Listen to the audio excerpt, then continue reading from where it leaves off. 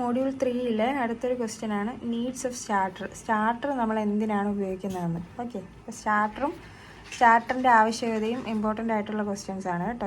3 point starter ഉണ്ട്, 4 point starter ഉണ്ട്, 2 point starter ഉണ്ട്.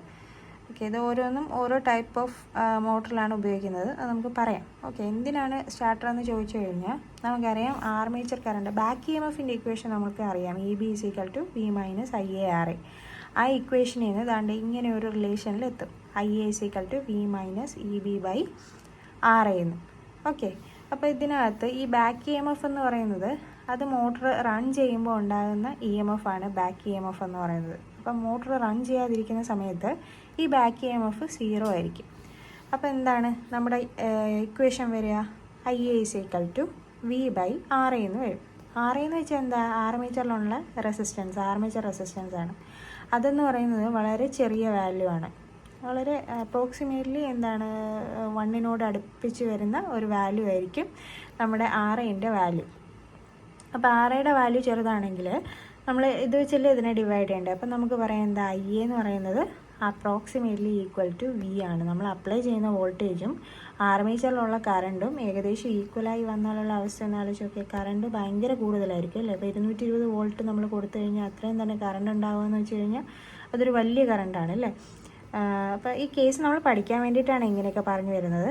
ഓക്കെ, അപ്പോൾ അങ്ങനെ ഒരു കറണ്ട് വന്നു കഴിഞ്ഞാൽ എന്ത് പറ്റും? നമ്മുടെ ഫ്യൂസസ് എല്ലാം ബേൺ ചെയ്ത് പോകും അല്ലേ. അതേപോലെ നമ്മുടെ വൈൻഡിങ്സ് എല്ലാം കത്തിപ്പോവും. അപ്പോൾ അതിനെ കുറയ്ക്കാൻ വേണ്ടിയിട്ട്, അതായത് ഈ സ്റ്റാർട്ടിങ്ങിൽ ബാക്ക് EMF 0 ആയിരിക്കുന്ന ആ സമയത്ത്, സ്റ്റാർട്ടിങ്ങിലെ സമയത്ത് ഈ വരുന്ന ഭയങ്കരമായ കറണ്ടിനെ നമുക്ക് കുറയ്ക്കാൻ വേണ്ടിയിട്ട് നമ്മൾ എന്ത് ചെയ്യും?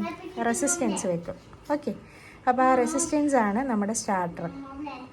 അതാണ് ഈ എഴുതിയേക്കുന്നത്. എന്താണ് ആർമേച്ചർ കറണ്ട് എന്ന് പറയുന്നത് Ia = V - EB/RA. മോട്ടർ റെസ്റ്റിലായിരിക്കുന്ന സമയത്ത് EB എന്ന് പറയുന്നത് 0 ആണ്. So Ia = V/RA. അതിൽ നിന്ന് RA എന്ന് പറയുന്നത് എന്താണ്? ഭയങ്കര ചെറുതാണ്. RA is very small. then Ia = V. അപ്പോൾ അതെന്താണ്? ആ Iയുടെ വാല്യൂ എന്ന് പറയുന്നത് which is very high. Hence, at starting there will be a high armature current which will damage the fuses and armature winding. അപ്പോൾ അതിനെ നമുക്ക് അവോയ്ഡ് ചെയ്യണം അല്ലേ. To avoid this resistance is introduced in series with the armature. ആർമേച്ചറിന് series ആയിട്ട് നമ്മൾ resistance വെക്കും. Okay, only during starting time. സ്റ്റാർട്ടിങ്ങിൻ്റെ സമയത്ത് മാത്രം മതി ഈ റെസിസ്റ്റൻസ്. സ്റ്റാർട്ട് ചെയ്ത് കഴിഞ്ഞ് കഴിഞ്ഞാൽ പിന്നെ നമുക്ക് എന്ത് ചെയ്യണം? ഈ റെസിസ്റ്റൻസിനെ കട്ട് ഔട്ട് ചെയ്ത് കളയണം. ഓക്കെ, അപ്പോൾ starting resistance is gradually cut out as A motor gains speed and develops back EMF. Okay, അപ്പം എന്താണ്, സ്റ്റാർട്ട് ചെയ്യുന്ന സമയത്ത് മാത്രം നമുക്ക് ആ റെസിസ്റ്റൻസ് ആവശ്യമുണ്ട്. അത് കഴിയുമ്പോൾ എന്ത് ചെയ്യും? അത് കട്ട് ഔട്ട് ചെയ്ത് കളഞ്ഞിട്ട് മോട്ടർ നോർമലായിട്ട് വർക്ക് ചെയ്യും. അപ്പം അതാണ് എന്താണ് നമ്മുടെ മോട്ടറിനകത്ത് എന്തിനാണ് സ്റ്റാർട്ടർ എന്ന് ചോദിച്ചു കഴിഞ്ഞാലുള്ള ക്വസ്റ്റ്യൻ്റെ ആൻസർ. ഇത്ര എഴുതി വെച്ച് കഴിഞ്ഞാൽ മേ ബി ഒരു 7 മാർക്കിന് ചോദിച്ചു കഴിഞ്ഞാൽ ഇത്രയും പോയിൻറ്റ്സ് എഴുതി ഇത് എക്സ്പ്ലെയിൻ ചെയ്താൽ മതി.